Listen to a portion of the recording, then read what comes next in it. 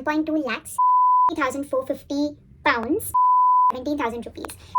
How much money did I spend to do my masters in the UK? Let's find out. Hi everyone, my name is Meera. Welcome back to my channel. I make lots of videos regarding life in the UK, moving here as an international student and finding part-time and full-time job. If you're planning to come to the UK anytime soon and if you have any questions that you want to ask, you can schedule a one-on-one call with me for the same. Please find the link in the description to do the same. In today's video, I'm going to talk about how much money I spent to do my masters in the UK. I'm going to talk about each and every expense that I had to endure when I decided I want to do my masters in the UK, and this will include all the small expenses as well, so that any of you who are planning to come to the UK for your masters get an idea of the actual amount of money that you need to do your masters. First thing that you need to pay for once you decide that you want to do your masters is obviously the university applications. Now, most of the universities in the UK are free to apply to for bachelor's and masters as well, but there are certain universities that need you to pay an application fee when you're applying to their programs. And I had applied to about 2 such universities which had application fees. Hence, it took me 12,000 rupees for university applications. If any of you are planning to apply to the top tier universities, including the Russell Group universities, it's good to have something about 10,000 rupees set aside for university applications, because your dream university might have an application fee. The next thing that I spent for was my IELTS exam, which was for 17,000 rupees. So not all universities in the UK require you to give an IELTS exam. So you should first find out if the university you want to apply to even requires IELTS or doesn't, because you're going to just waste your time, energy, effort, all of that to give the IELTS exam. In my case, I went to the University of Warwick, and the university gave me a conditional offer in which they stated that I need to give the IELTS exam if I wanted an unconditional offer for them. Hence, I gave my IELTS exam, which costed me 17,000 rupees. The next thing that you need to do when you come to the UK is do a TB test.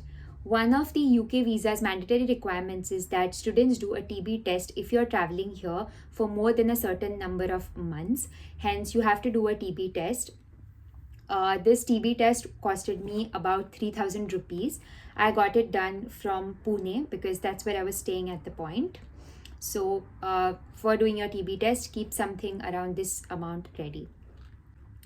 The next cost that you have to pay for is the affidavit that you would have to create. So this depends from student to student, but in most cases students have to create an affidavit.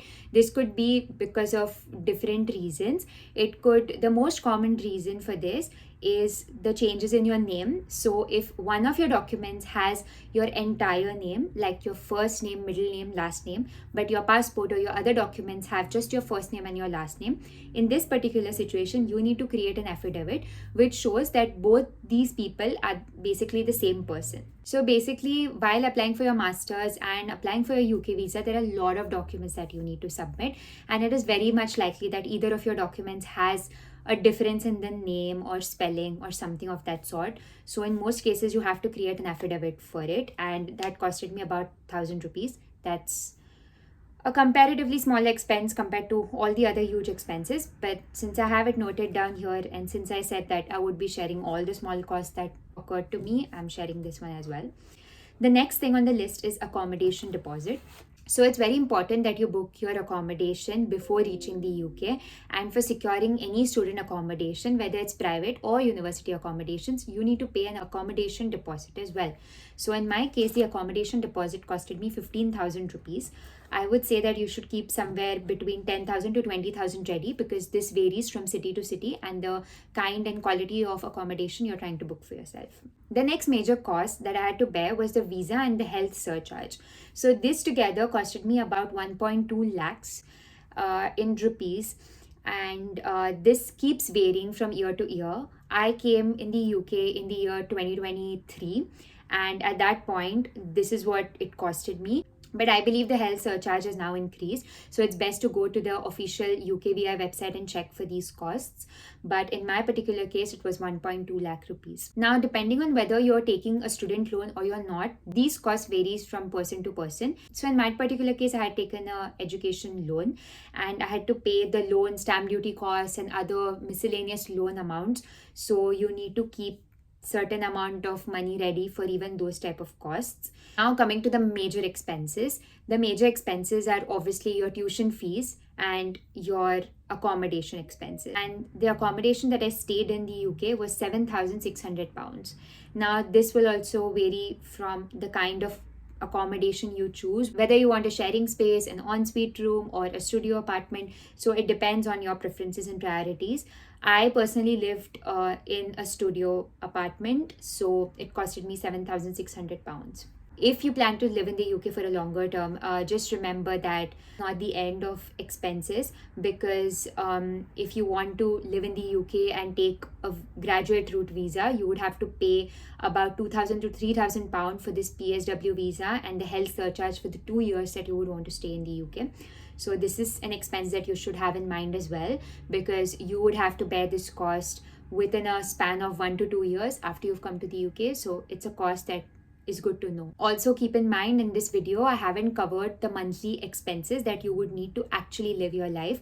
So we have only discussed the initial application processes, everything that you need to apply for a visa, all those sort of costs, and we've covered any visa and health surcharge costs, tuition fees and accommodation costs, but we haven't covered the monthly expenses.